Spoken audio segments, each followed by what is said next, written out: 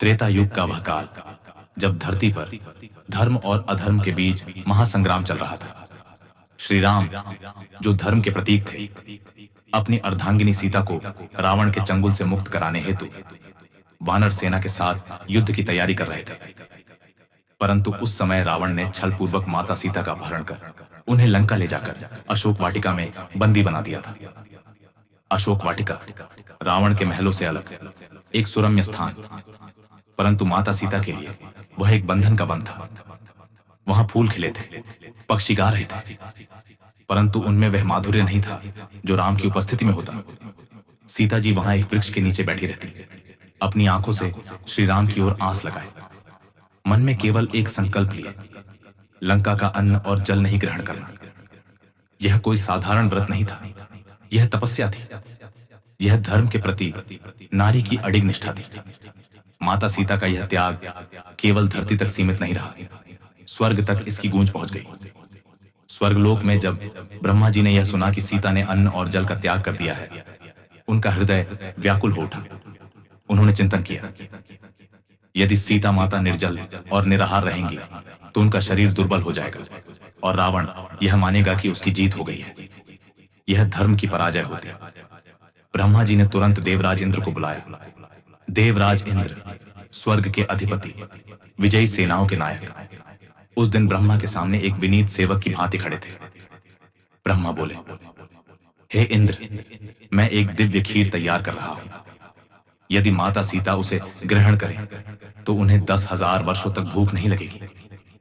परंतु समस्या यह है कि रावण के सिपाही आपको पहचान लेंगे। आपको ऐसा रूप धारण करना होगा जिससे कोई पहचान न सके। इंद्र ने बिना एक क्षण गंवाए उत्तर दिया, प्रभु, यह कार्य मेरे लिए सौभाग्य की बात है।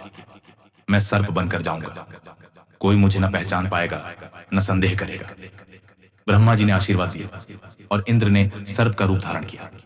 एक सर्प, काला, फिसलता हुआ, भयावह, परंतु भीतर से शुद्ध और पवित्र। यह रूप अहंकार का त्याग था, यह सेवा की पराकाष्ठा थी। सर्प रूप में इंद्र लंका की ओर बढ़े, रावण की लंका, जहां हर कोने पर निगरानी थी, जहां राक्षस अपनी दृष्टि से हवा तक को परखते थे। लेकिन इंद्र की चाल इतनी गुप्त और तेज थी कि किसी की दृष्टि उन पर नहीं पड़ी। वह छाया की भांति रेंगते हुए लंका के महलों को पार करते हुए अशोक वाटिका पहुंच गए। अशोक वाटिका में माता सीता ध्यानमग्न बैठी थी। उनकी आंखें बंद थीं, होठों पर राम नाम था। उस वातावरण में जैसे तपस्विनी की ज्वाला फूट रही थी। तभी वहां एक सर्प आकर वृक्ष के पास बैठ गया। माता सीता चौंक गई। यह कौन है? उन्होंने सोचा, कहीं कोई राक्षस तो नहीं जो मेरा रूप बिगाड़ने या मेरा ध्यान भंग करने आया हो। वे सतर्क हो गई, लेकिन सर्प कुछ नहीं बोला, केवल वहीं शांत बैठा रहा। कुछ क्षण बाद जब माता सीता की शंका बढ़ने लगी, इंद्र ने अपना सर्प रूप त्याग दिया और अपने दिव्य स्वरूप में प्रकट हुए। एक तेजस्वी पुरुष जिनके शरीर से प्रकाश फूट रहा था, जिनकी वाणी में करुणा थी और हाथों में दिव्य खीर का पात्र। माता सीता ने घबराकर पूछा, कौन हो तुम? किस लिए आए हो? इंद्र ने विनम्र होकर हाथ जोड़ते हुए कहा, माता, मैं देवराज इंद्र हूं। ब्रह्मा जी ने मुझे भेजा है। आपने जो व्रत लिया है उससे आपका शरीर दुर्बल होता जा रहा है। यह दिव्य खीर ब्रह्मा जी का आशीर्वाद है। यदि आप इसे ग्रहण करेंगी तो 10,000 वर्षों तक भूख आपको स्पर्श नहीं कर सकेगी। माता सीता ने स्पष्ट मना कर दिया, लंका की भूमि पर मैं कोई वस्तु ग्रहण नहीं करूंगी, श्री राम की अनुमति के बिना कुछ भी नहीं।